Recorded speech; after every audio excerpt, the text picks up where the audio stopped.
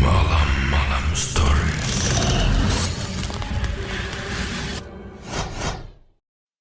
Aku sebetulnya nggak tahu harus mulai dari mana. Tapi kurasa semua ini bermula saat aku masih kecil. Setiap kali kamu memikirkan kata masa kanak-kanak, yang kamu bayangkan pasti kebahagiaan dan kamu sangat beruntung bisa memiliki itu. Masa kecilku adalah sebuah mimpi buruk. Masa kecilku didominasi dengan apa yang biasa disebut sebagai gambaran hidup dari iblis itu sendiri. Aku didiagnosa dengan hypnagogia, sebuah gangguan yang menyebabkan halusinasi parah yang terjadi saat seseorang mau tidur. Atau setidaknya itu yang mereka katakan. Aku gak pernah percaya omong kosong mereka. Tentu aku punya alasan yang kuat. Setiap kali aku tidur waktu malam, makhluk ini muncul di jendela kamarku. Dia terlihat kurus dengan lengan yang panjang dan aneh. Kakinya melengkung ke belakang seperti anjing. Kulitnya putih pucat. Matanya hanyalah 2 lubang kosong dengan kegelapan yang gak berujung. Dia akan menaruh jari-jarinya yang kurus ke jendela dan menatapku dengan tajam. Aku membeku setiap kali itu terjadi. Aku gak bisa bergerak atau berteriak. Mereka bilang itu hanyalah salah satu halusinasiku. Tapi bagaimana mungkin sebuah halusinasi meninggalkan jejak kabut di jendela? Setelah berbulan-bulan menjalani terapi dan bereksperimen dengan berbagai macam pengobatan, halusinasi itu berhenti. Kita percepat 17 tahun kemudian, di mana aku sudah berumur 22 tahun dan berada di dalam dunia nyata. Aku tinggal di sebuah rumah kecil sederhana yang aku beli dengan kerja keras. Aku bahagia dengan hidupku. Aku gak mengerti kenapa bisa berubah jadi seperti ini. Aku sedang menonton TV sambil duduk di sofa saat aku melihat handphoneku 12.07. Sial, besok aku harus kerja. Aku matikan TV-nya dan kembali ke kamar tidur. Aku langsung naik ke ranjang tanpa mengganti baju dan celana jeans yang masih aku pakai.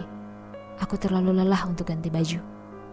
Aku mulai menutup mata, tapi aku merasa ada yang aneh. Aku merasa seperti sedang diawasi. Aku melihat ke arah jendela dan jantungku seperti berhenti.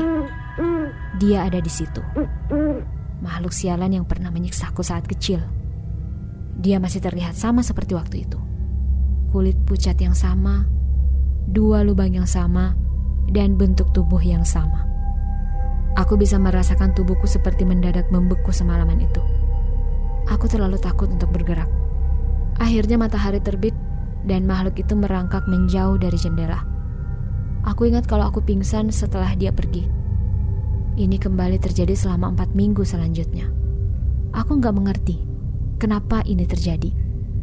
Dia akan menguasiku sepanjang malam dan aku akan pingsan di pagi harinya akibat kelelahan. Aku kehilangan pekerjaanku setelah kesabaran atasanku mencapai batasnya karena aku gak pernah datang. Di suatu kesempatan aku tertidur di sofa dan ada di kamar itu saat terbangun. Tentunya dengan makhluk itu sudah ada di jendela.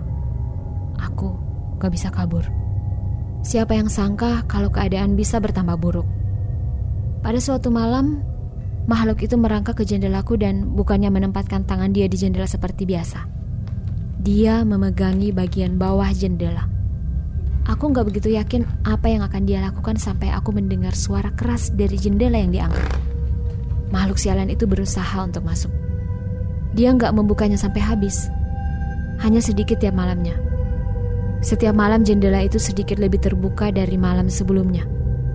Itu 2 minggu lalu. Kemarin malam, dia membukanya sampai ke titik jendela itu hampir terbuka seluruhnya.